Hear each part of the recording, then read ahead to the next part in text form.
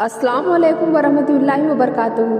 दोस्तों, आपका तहे दिल से स्वागत है हमारे चैनल इस्लामिक वाक़िए पर, जहां हम आप तक पहुंचाते हैं हुजूर पाक सल्लल्लाहु अलैहि वसल्लम की ज़िंदगी के रूह पर असर करने वाले और सीख देने वाले वाक़ियात। आज हम एक ऐसा वाक़िया पेश करने जा रहे हैं जो हमें सब्र, हलीमी यानी कि नरमी और अफ़्व यानी कि माफ़ करने का असली मतलब समझाता है।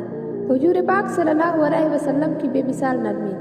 रहमतुल आलमीन सल्लल्लाहु अलैहि वसल्लम की ज़िंदगी का हर लम्हा इंसानियत, रहमत और अखलाक की मिसाल था।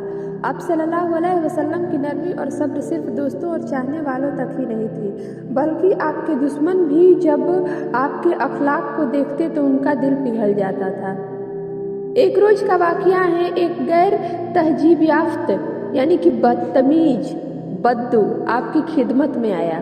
वो आप सल्लल्लाहु अलैहि वसल्लम से कुछ मांगने के इरादे से आया था, मगर उसका अंदाज बहुत ही बदतमीजी भरा था। उसने बिना किसी लिहाज के आपकी चादर को इतनी जोर से खींचा कि आपकी मुबारक गर्दन पर निशान पड़ गया। फिर वो बद्दू सख्त लहजे में बोला, ऐ मोहम्मद, जो माल तुम्हारे पास है वो अल्लाह का दिया हुआ है, मुझे उसमें से दो। अब जरा सोचिए, अगर हमारे साथ ऐसा सलूक किया जाए तो हम क्या करेंगे?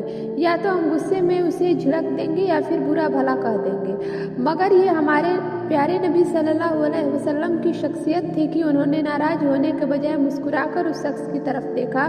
उनकी आंखों में रहमत और मोहब्बत झलक रही थी। आपने बड़े प्यार से फरमाया, बेशक यह माल अल्लाह ही का है और मैं उसका बंदा हूँ। जो तुम्हारा हक है वो तुम्हें जरूर मिलेगा, मगर जुल्म से बचो।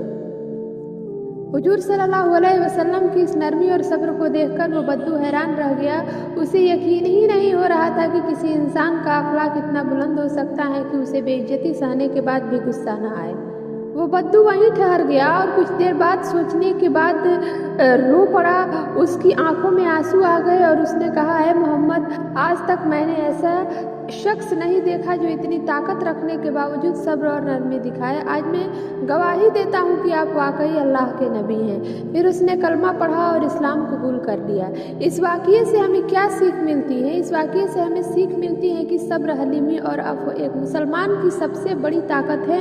अगर कोई हमें तकलीफ़ भी पहुँचाए तो हमें भी उसी अखलाक से पेश आना चाहिए जो हमारे प्यारे नबी ने हमें सिखाया, क्योंकि जब हम किसी के साथ अच्छा सलूक करेंगे तो उसका दिल बदल सकता है और शायद वो भी नेकी की राह पर आ जाए। अगर आपको ये वाक़िया पसंद आया हो तो हमारे चैनल इस्लामिक वाक़िया को सब्सक्राइब करें और ऐसे ही दिल छू लेने वाले वाक़ियात सुनने के लिए हमारे साथ जुड़े रहें। जज़ाकल्लाहु खैर।